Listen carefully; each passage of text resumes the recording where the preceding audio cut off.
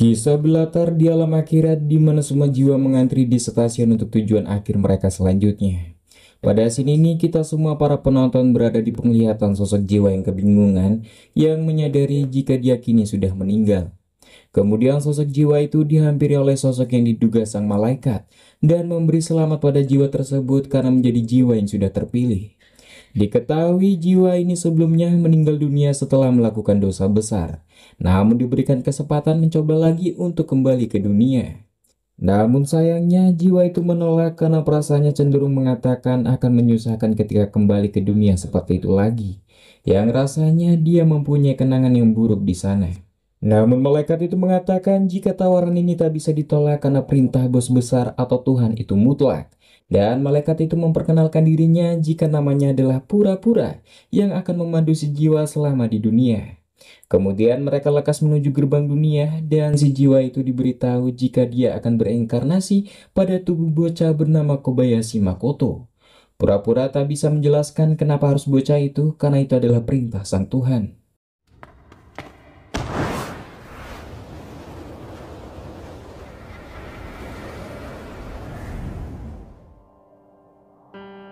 Pura-pura memberitahu jika 3 hari yang lalu Kobayashi Makoto melakukan percobaan bunuh diri dengan menelan obat terlalu banyak. Dan sebentar lagi dia akan mati.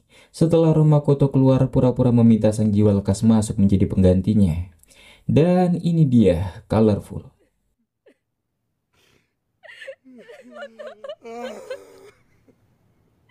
Singkatnya, sang jiwa sudah terbangun di tubuh Makoto dan tampak ibu Makoto, kakak Makoto, bahkan sang ayah yang sedang menangis melihat kondisi putranya. Perlu diketahui jika sang jiwa berhasil melewati dalam masa percobaan 6 bulan ini, maka sang jiwa diizinkan ke siklus reinkarnasi selanjutnya atau akan dilahirkan kembali.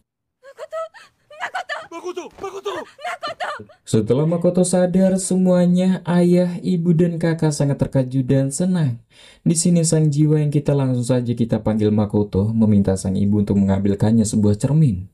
Lewat kamera HP, di sini untuk pertama kalinya sang jiwa melihat wajah barunya. Namun efek obat itu masih terasa sakit di perutnya.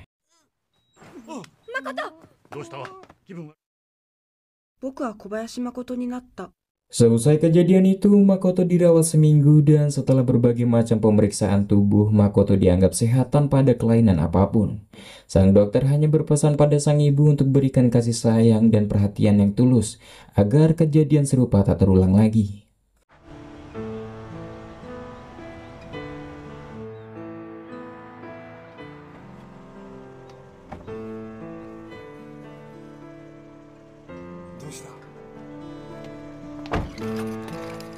Singkatnya, Makoto sudah sampai di rumah. Di sana mereka makan bersama sekeluarga. Tampak sang ibu yang sangat senang sekali Makoto sudah sehat seperti semula. Sangat memanjakan Makoto. Namun jiwa itu heran mengapa Makoto dulu melakukan bunuh diri di keluarga yang sebahagia ini. Terlepas sang kakak yang sedikit cuek. Setelah kenyang, Makoto berterima kasih pada sang ibu telah memasakkan masakan yang enak. Namun sifat dan karakter Makoto yang sangat berbeda dengan yang dulu membuat sang ibu, ayah, dan kakak sedikit heran. Kemudian sang ibu meminta Makoto untuk lekas beristirahat saja di kamarnya. Sempat bingung kamarnya di mana, beruntungnya ada pura-pura yang menunjukkan kamar Makoto yang ternyata berada di lantai atas. Sang jiwa sedikit kesal dengan pura-pura yang tak memberikan detail terkait karakter dan sifat Makoto dulu, membuatnya sangat canggung dan terlihat aneh di depan orang tuanya. Sang jiwa yang melihat kamar Makoto tampak sekali banyak karya lukisan. Pura-pura memberitahu jika Makoto pandai melukis dan pernah juara. Sekarang dia masuk klub seni di sekolahannya. Diketahui Makoto kini kelas 3 SMP. Walau sekilas kehidupan Makoto tampak normal dan bahagia, faktanya tak ada orang bahagia yang bunuh diri. Kemudian pura-pura memberitahu tentang beberapa kehidupan Kobayashi Makoto dulu. Diawali dengan anggota keluarga Makoto. Ayahnya sendiri adalah orang yang baik, pekerja keras, namun ia gampang diperbudak karyawan baik bosnya untuk melakukan pekerjaan yang tidak ia sukai, bahkan tidak terkait dengan pekerjaannya, membuatnya harus sering lembur dan jarang di rumah. Dan karena hal itu juga, Makoto selalu memandang rendah ayahnya, bahkan tak pernah mau mendengar ucapannya. Sedangkan sang ibu akhir-akhir ini dia berselingkuh dengan pria pelatih tari gipsi. Dan sepertinya mereka putus hubungan karena insiden Makoto bunuh diri kemarin. Jelas hal ini sangat mengejutkan sang jiwa. Sementara itu sang kakak Mitsuru dia pintar dalam hal akademik namun tidak tertarik selain pada dirinya sendiri. Dan diam-diam memandang rendah Makoto. Kemudian kakek dan nenek Makoto mereka sudah lama meninggal. Makoto? Keesokannya sang jiwa mulai memahami situasi kotor yang ada di dalam keluarga yang pura-pura bahagia ini. Tak heran Makoto dulu melakukan bunuh diri. Dan siapa sangka wanita yang tampak lemah lembut dan penuh perhatian ini melakukan selingkuh pada suaminya yang pekerja keras. Dan yakin sang ayah tak tahu hal itu. Jelas perhatian ibunya saat itu juga membuatnya sangat jijik dan memilih ke kamar. Sang kakak pun tak heran memang Makoto sejak dulu seperti itu sifatnya.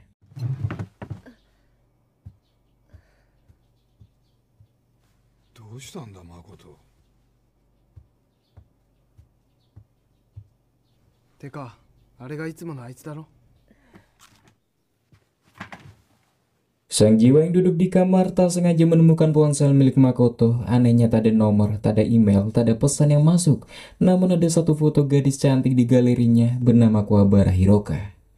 Sang jiwa ingat jika pura-pura pernah memberitahu jika tepat tanggal 10 Oktober dalam perjalanan pulang Makoto melihat Kuwabara Hiroka, wanita yang dia taksir, berjalan dengan pria parubaya dan masuk ke hotel cinta di Futaku Tamagawa. Melihat momen itu, Makoto hanya bisa terdiam tanpa bergerak karena rasa sakitnya begitu nikmat. Namun Makoto melihat yang lebih mengejutkan lagi ketika ibunya dan pelatih tari keluar bersamaan dari hotel yang sama. Jelas hal itu membuat Makoto shock berat dan memutuskan mengakhiri hidupnya di keesokan harinya. Jelas sang jiwa heran mengapa dia harus menggantikan posisi Makoto dan mengapa Makoto harus mengalami situasi sulit seperti ini. の男と一緒に二子玉川のラブホテルに入るところをね、今度は母親がフラメンコ講師と一緒に出てくるのを目撃。なんでこいつなの？俺何したの？どうした誠。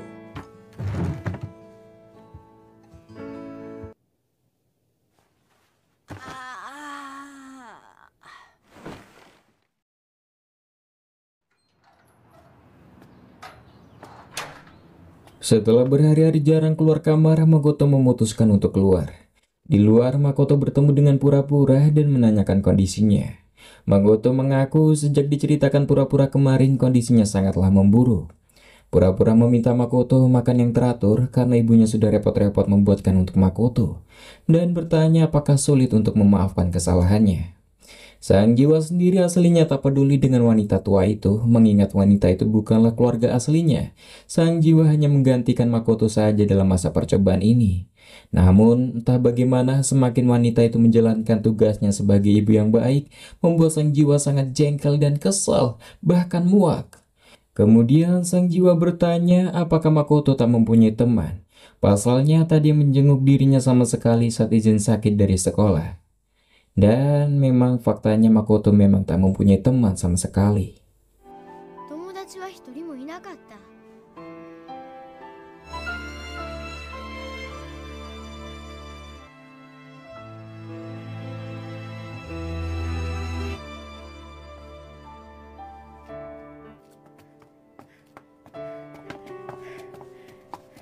散歩？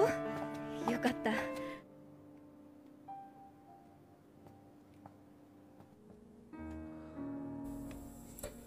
Keesokannya, sang jiwa mulai masuk sekolah diantarkan oleh pura-pura.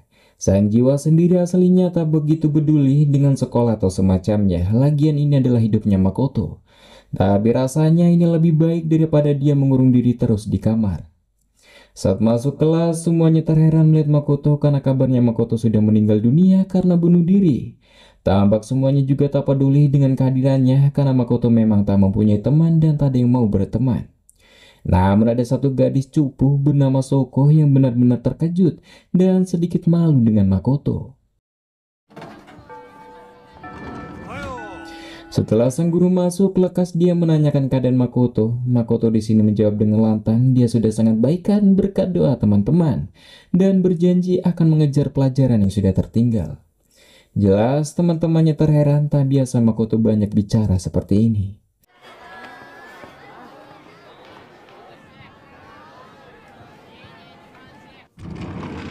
Kemudian Makoto masuk ke ruangan seni dengan pura-pura yang mengarahkan tempat biasa Makoto melukis.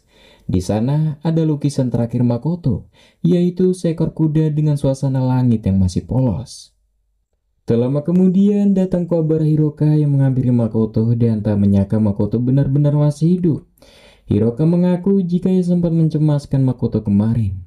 Sembari memberinya jajan, Hiroka mengaku dia sangat suka dengan lukisan Makoto ini, terlebih warna langit birunya sangatlah menawan. Namun Soko, si gadis cuping juga anggota klub seni berasumsi jika rasanya itu bukanlah lukisan seekor kuda yang berderap di bawah langit biru.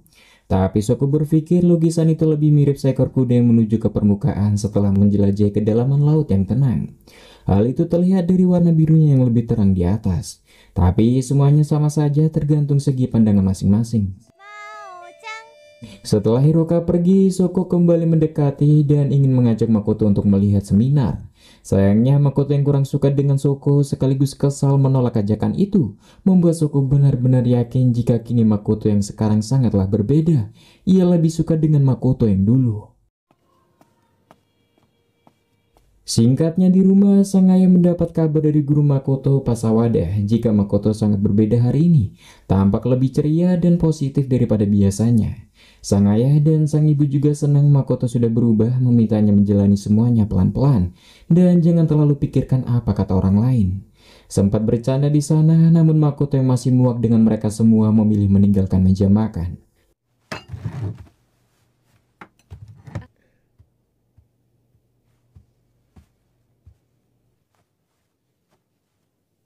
Beberapa hari sudah berlalu, Makoto dipanggil Pasawada dan Pasawada sangat bingung dengan Makoto, mengingat Makoto ranking 32 di kelas dan sebentar lagi akan lulus SMP.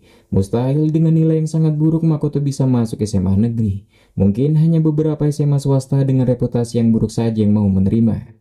Makoto sendiri tak masalah jika begitu dia sudah putuskan akan masuk sekolah swasta itu saja, Pak.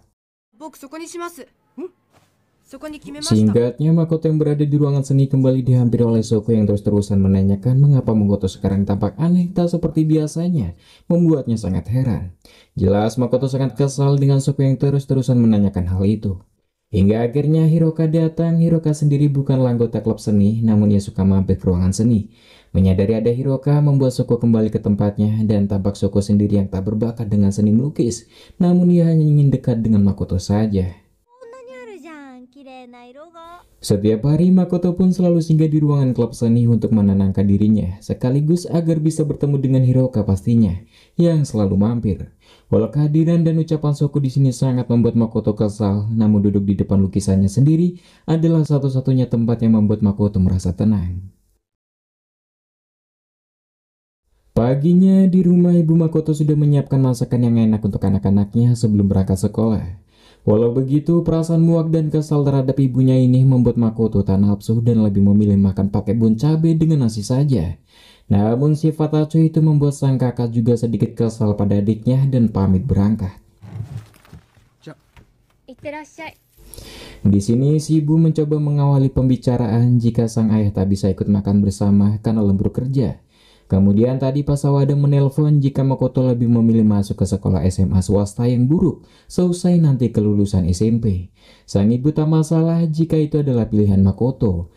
Namun jika dengan lebih baik, ayah dan ibu akan mengusahakan sekolah yang lebih bagus dan Makoto tak perlu khawatir perihal biayanya. Alih-alih mendengarkan ucapan ibunya, Makoto yang melihat semua makanan yang sudah disajikan dan membayangkan bagaimana repot dan susah payah ibunya menyiapkan makanan ini malah membuatnya kembali kesal.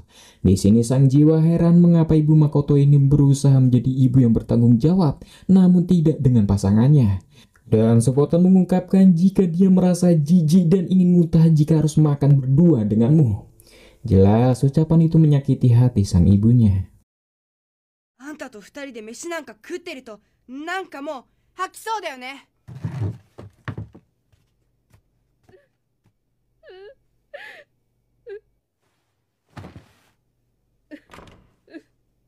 Di kamar, pura-pura meminta sang jiwa jangan terlalu kasar pada sang ibu, kasihan dia. Karena ini adalah masa percobaan. Jika gagal, sang jiwa tak bisa dilahirkan kembali dan akan dihancurkan. Pura-pura paham dengan situasinya, tapi yang meminta sang jiwa harus bisa lebih menikmati dan bersenang-senang di dunia ini. Karena perlu diingat batas percobaannya 6 bulan. ほなな。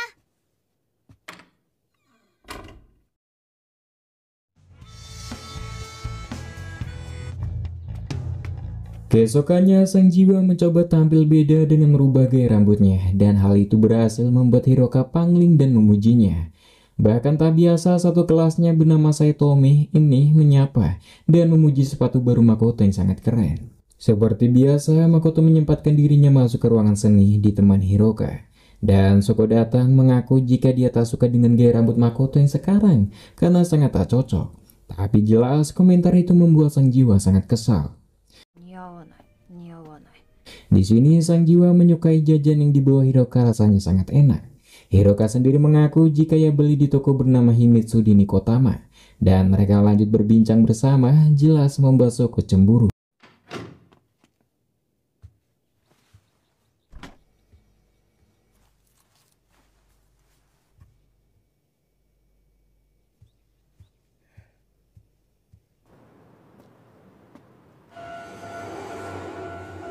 Keesokannya, saat hari libur, Makoto yang keluar tak sengaja melihat Hiroka di stasiun kereta. Makoto mencoba mengikutinya dari kejauhan. Namun sayangnya Makoto bertemu dengan Saitome di jalan yang menyapanya dan menawari mengantar ke tujuan Makoto dengan payung karena sedang hujan deras. Namun karena hal itu membuat Makoto kehilangan jejak Hiroka. Setelah lama mencari, Makoto mampir ke toko jajan Himitsu di Nikotama. Dugaan ini adalah tempat yang dibicarakan oleh Hiroka. Hingga tak sengaja Makoto menemukan Hiroka di restoran bersama pria parubaya. Makoto masih berpikir positif jika kemungkinan itu adalah ayah atau saudaranya. Namun dugaan negatif semakin kuat ketika jalan mereka yang tak biasa yang kini menuju hotel cinta. Yang spontan Makoto lekas membawa Hiroka kabur dari pria itu.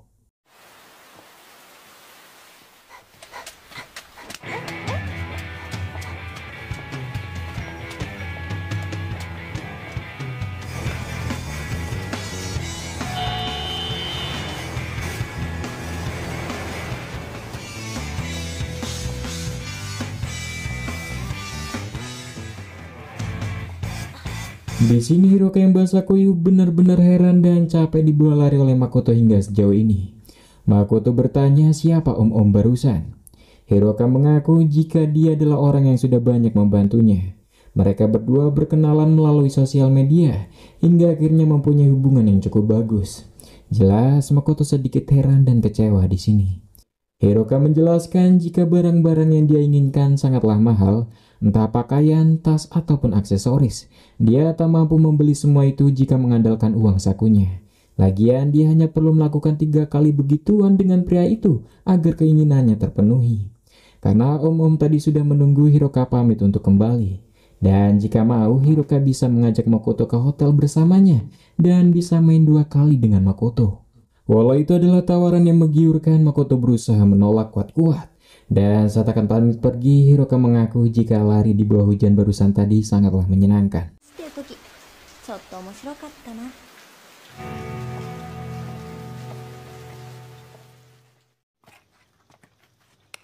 Makoto kembali ke rumah pada malam hari dengan basah kuyup sekaligus diselimuti rasa masih kecewa. Tampak ibunya yang khawatir di sini. Makoto meminta ibunya jangan hidupkan lampu. Dan lekas ibunya ingin membicarakan apa. Ibunya menjelaskan pelan-pelan jika barusan Pak Sawada menelpon bahwa akan ada 3 interview bulan depan untuk memutuskan diterima atau tidaknya siswa ke SMA negeri atau swasta. Makoto sudah pernah bilang jika ia tak masalah akan masuk ke SMA swasta yang paling buruk sekalipun. Dan menegaskan untuk ibu tak perlu susah-susah bersikap atau berlaku seperti layaknya ibu yang baik. Pura-pura memperlihatkan wajah yang mengkhawatirkan. Hal itu membuat Makoto sangat muak. Sempat ingin bertanya perihal pria selingkuhan ibunya, tiba-tiba suara malaikat pura-pura terdengar, meminta sang jiwa tak boleh menanyakan hal itu. Dan terpaksa Makoto menanyakan bagaimana keadaan pelatih tari gipsi itu, apakah dia baik-baik saja. Jelas sang ibu tahu pertanyaan itu menjurus kemana, dia hanya bisa terdiam tak menyangka putranya mengetahui perihal perselingkuhannya.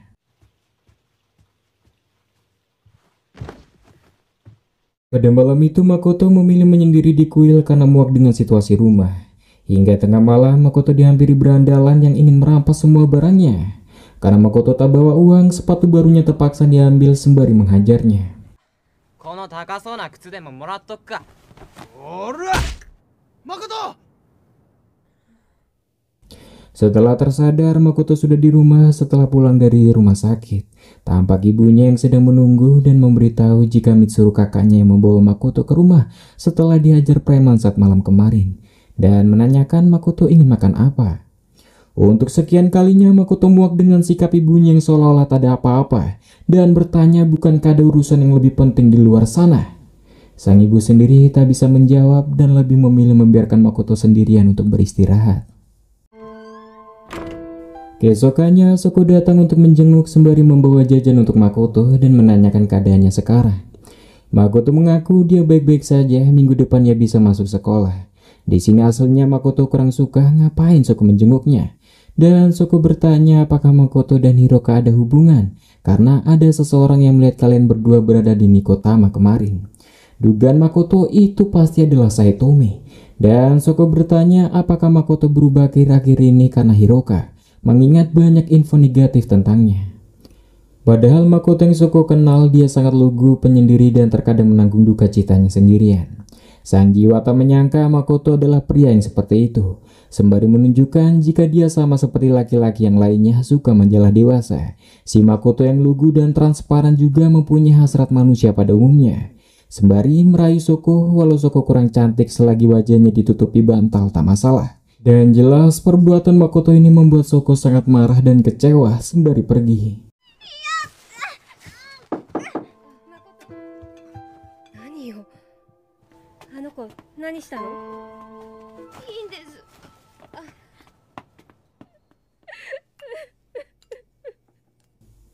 Di meja makan, sang ibu hanya menangis tak bisa percaya jika putranya berbuat aneh-aneh pada temannya tanpa menceritakan pada yang lainnya. Jelas malaikat pura-pura menegur sang jiwa atas tindakannya. Memintanya menikmati dunia bukan berarti seperti itu maksudnya. Sang jiwa bingung kenapa harus dia yang menjalani kehidupan Makoto ini. Dan bertanya apa yang terjadi pada tubuh ini bila dia gagal dalam masa percobaan dan rohnya pergi. Ketika sang jiwa pergi, maka saat itu juga Makoto akan benar-benar mati. Pura-pura meminta sang jiwa untuk pulang saja ke rumah dan coba pelan-pelanlah memaafkan ibunya. Karena pada dasarnya manusia melakukan kesalahan karena itu adalah fitrah mereka. Begitu juga dengan dirimu yang dulu pernah melakukan dosa besar. 誠は死ぬ。再挑戦は失敗なんだ。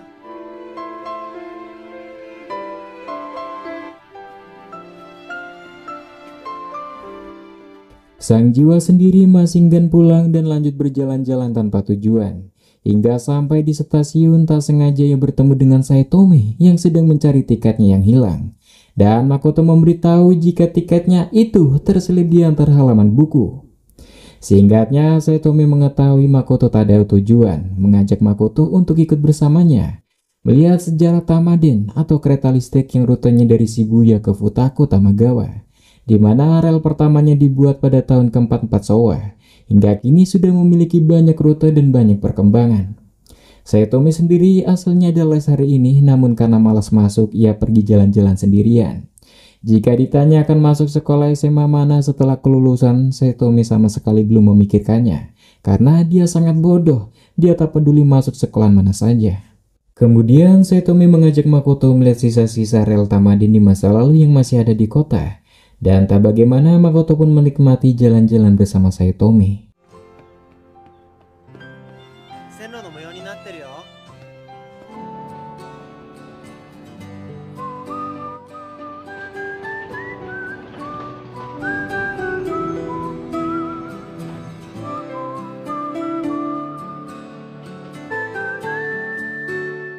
Di sini Saitome baru tahu jika preman yang memukuli Makoto pada malam itu ternyata merampas sepatu baru Makoto juga. Sayang sekali. Makoto pun kesal yang menurutnya zaman sekarang tak cocok untuknya. Namun bagi Saitome masa sekarang baik-baik saja. tidak peduli cocok atau tidak buatnya. Bahkan jika sesuatu hal buruk terjadi akan baik-baik saja kalau kita ikhlas menjalaninya, ungkapnya.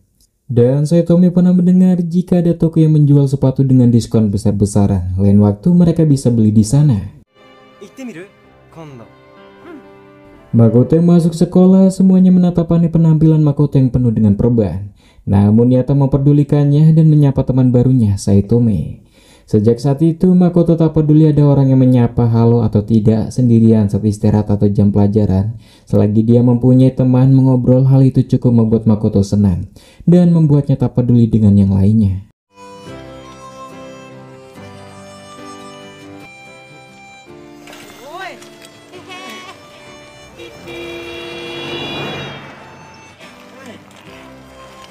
Hingga saatnya mereka sampai di toko sepatu murah, Saitomi yang sedikit usil memberitahu Makoto jika ada peraturan sebelum masuk toko ini, yaitu mengucapkan Gomen Soro. Tanpa diketahui Makoto, artinya maaf karena ejakulasi dini, membuat semuanya tertawa dan Makoto sangat malu di sini. Gomen Soro.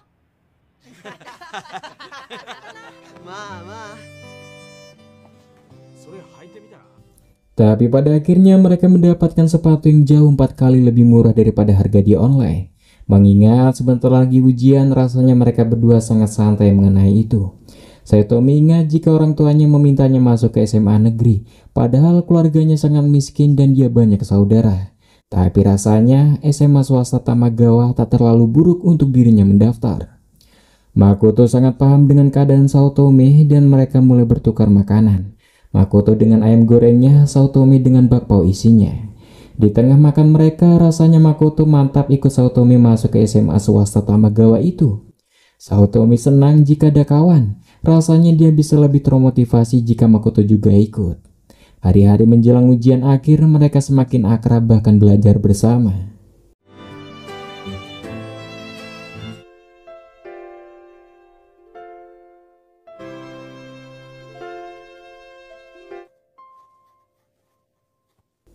Suatu hari, sang ayah mempunyai waktu luang mengajak Makoto untuk memancing berdua. Makoto bisa melukis di sana nanti. Terlebih, ibu sudah membelikan jaket baru untuk Makoto. Tanpa kurang berani menatap mata putranya, sang ibu mengungkapkan jika dia bisa menukarkan jika Makoto tak suka dengan warna atau modelnya. Dan singkatnya, entah bagaimana Makoto juga heran dia malah ikut pergi bersama ayahnya dan jelas menolak jaket dari ibunya. Sang ayah sendiri aslinya tak peduli dapat ikan atau tidak selagi bisa menikmati pemandangan yang indah seperti ini. Di saat ayahnya mempersiapkan pancingnya, sang jiwa mencoba melukis dengan bakat seadanya yang ia bisa. Setelah hampir selesai, sang ayah yang melihat memuji lukisan putranya itu.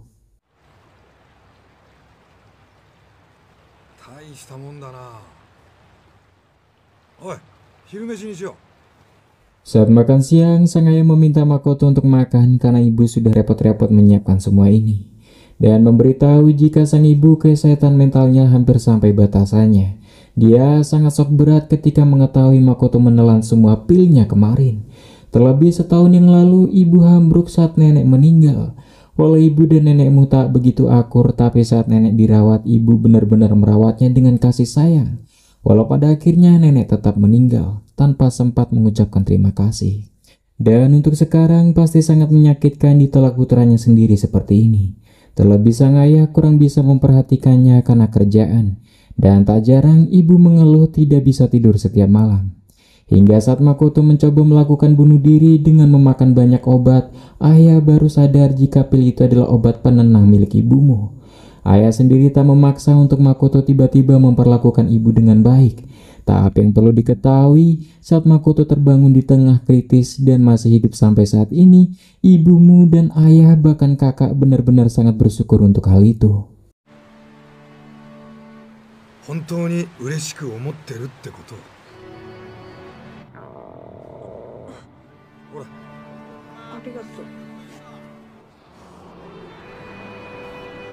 Di sekolah, Saitomi memberitahu jika Pak Sawada komplain dengan sekolah SMA Tamagawa pilihannya dan meminta Makoto juga untuk lekas bincangkan dengan keluarga secepatnya perihal masuk sekolah SMA mana.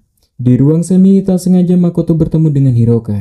Setelah kejadian kemarin, mereka sedikit canggung dan Hiroka benar-benar merasa malu. Makoto sendiri di sini tak bisa membenarkan dan sekaligus tak akan mengomentari yang sudah Hiroka lakukan. Berbuatlah sesuka Hiroka saja. Hiroka mengaku ia benar-benar merasa kacau dan berantakan. Walau ia mendapatkan barang-barang yang ia suka, namun terkadang ia selalu merasa ingin merusaknya. Rasanya dia sudah gila. Makoto memberitahu jika hal seperti itu banyak dialami orang lain, tak hanya Hiroka saja yang melakukannya. Baik adanya manusia, malaikat, bahkan bumi, semua itu jelas aneh. Tapi itu juga normal. Jika pikiran Hiroka merespon bersalah, kacau, atau terganggu, itu pun hal yang normal. Terlepas yang sudah dilakukan Hiroka, faktanya manusia tidak terdiri dari satu warna saja, tapi beraneka macam warna. Tak ada yang salah dengan pilihan Hiroka walau itu warna yang kotor. Dan yang terpenting jangan sekali-kali berpikir untuk bunuh diri. Dan pelan-pelan perbaiki diri. 死なないよヒロカ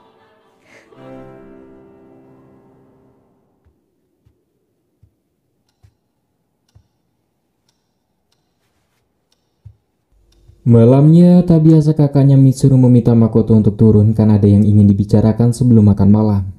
Di sini Makoto baru tahu jika kakaknya tak jadi mengikuti ujian kedokteran tahun ini dan bermaksud belajar lagi selama setahun. Sembari memberikan pamflet sekolah SMA negeri terbaik yang rasanya cocok untuk Makoto, bahkan lengkap dengan seni lukisnya. Tak jarang sekolah mengundang seniman terkenal untuk memberikan pelajaran. Walau sekolah ini mahal, Makoto tak perlu memikirkannya, biar orang tua saja. Lagian ujian kakak Mitsuru diundur setahun lagi. Makoto yakin betul alasan kakaknya batal ujian karena hal ini. Sang ibu memberitahu justru kakakmu lah yang mencarikan sekolah ini untukmu. Ibu juga sudah memeriksa ke sana, tempat dan lingkungannya sangatlah bagus. Dan lebih baik Makoto mencobanya lebih dulu. Namun dengan berat hati Makoto mencoba menolak pelan-pelan dan ia mengungkapkan lebih tertarik masuk ke SMA swasta Tamagawa. Jelas pilihan itu membuat kakaknya benar-benar marah dan memberitahu jika semuanya sudah repot-repot mencarikan, bahkan ibu mengunjungi semua sekolah terbaik. Ibu meminta Makoto untuk memaklumi kemarahan kakak, dia begitu karena sayang dan peduli padamu. Terlebih saat Makoto dikeroyok para preman yang bisa menemukan hanya sang kakak. Dia tahu karena sejak kecil kalian berdua sering bermain bersama di kuil. Dan karena Makoto sudah mempunyai sekolah pilihan, mereka semua akan menghargai keputusan Makoto. Namun sang kakak masih sangat kesal dengan Makoto, mengapa Makoto selalu saja senang menginjak-injak mereka semua sekeluarga, dan bertanya apakah Makoto menikmatinya. そんなことして楽しいかみつるやめて約束したんだ Dengan sedikit takut, Makoto memberitahu alasannya dia menolak sekolah pilihan kakak karena dia sudah berjanji pada Saotome untuk mendaftar sekolah yang sama. Walau hal itu terdengar sepele, faktanya selama ini dia tak mempunyai teman sama sekali. Saotome adalah teman pertama yang pernah ia punya, teman pertama yang ia dapatkan. Di sekolah Makoto selalu bersikap acuh dan cuek dan menciptakan pagar batas di sekeliling, menikmati kesengsaraan sendirian.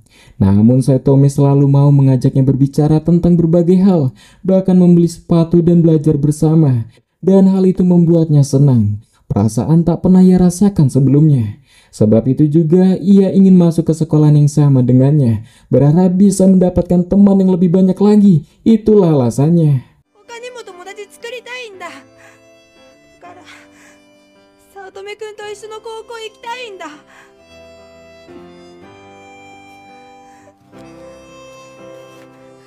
arigatou Ayah paham betul dengan alasan Makoto dan sudah diputuskan Makoto akan masuk sekolah swasta Tamagawa. Karena sudah lapar, mereka mulai makan bersama. Dan di sini Makoto yang mulai terbuka, mulai mau memakan makanan masakan ibunya. Jelas tampak raut haru sulit untuk ditutupi ibunya melihat putranya mau makan masakannya.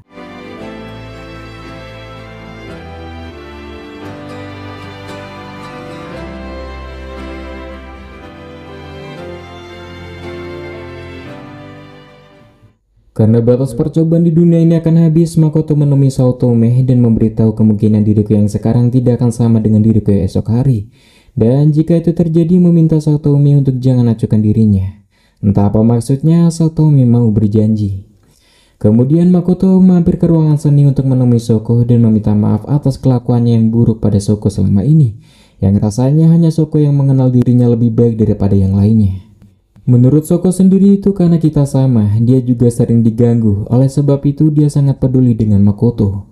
Soko ingat betul sejak tahun pertama Makoto sering dibully, namun hebatnya Kauta menangis dan tetap tenang. Dan Soko meminta maaf perihal rumor seseorang yang melihat kau dengan Koabara di Nikotama.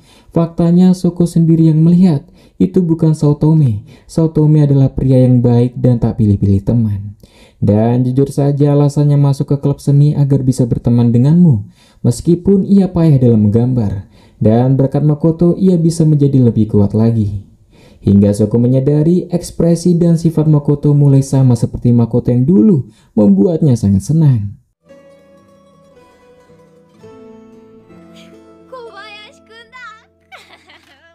Di atap sekolah, Makoto menemui Pura-Pura dan mengaku jika dia sudah mengingat dosa besarnya, bahwa dia telah membunuh seseorang.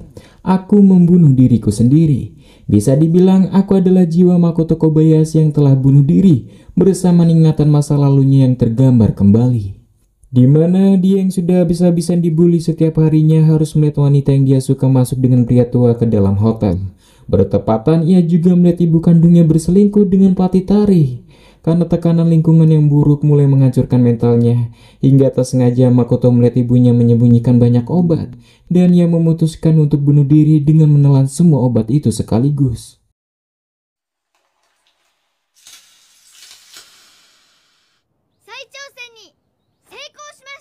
Pura-pura di sini memberikan selamat karena Makoto sudah menyelesaikan tantangannya. Faktanya masa percobaan ini memang diatur untuk menguji pantas atau tidaknya jiwa seseorang untuk diberikan kesempatan kedua. Meminta Makoto untuk lebih bersyukur lagi, majulah dan jalani hidup ini dengan penuh warna. Pura-pura mengaku jika aslinya dia bukanlah malaikat, sebenarnya dia hanyalah roh yang tak bisa bereinkarnasi. Karena ia gagal mengingat dosanya saat masa percobaan dulu. Syukurlah Tuhan memberikannya pekerjaan ini walau terkadang ia merasa kesepian. Dan karena waktunya sudah habis, saatnya mereka akan berpisah. Pura-pura hanya bisa menemani Makoto selama 6 bulan terakhir ini saja. Untuk selanjutnya, Makoto harus lebih baik lagi melanjutkan hidup. Dan jangan lagi melakukan hal bodoh, apalagi bunuh diri. Mulai pamit pergi sembari menghapus ingatan Makoto tentangnya. そろそろお別れです。二度と死ぬなよ。